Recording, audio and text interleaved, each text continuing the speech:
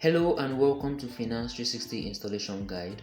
To get started, open the email you shared with us and you would see an email from us, startupbuilder360@gmail.com. If you did not see this email, please check your spam box. If you did, go ahead and open the email and click the Install Finance 360 button. Click the install in the next page and the next install will lead you to AppSheet's Google Play Store page.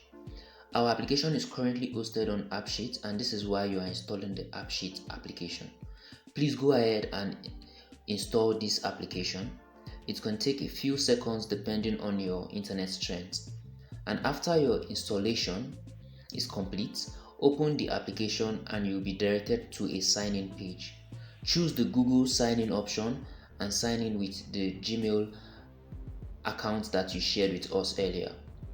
Let the application sync and click the Finance 360 application. Congratulations, you have now accessed Finance 360's application. For our last step though, click the menu sign and click the Add Shortcuts option to have a direct shortcut from your device's homepage. Congratulations once again for making it this far, and we welcome you once again to Finance 360. Thank you and have a lovely day.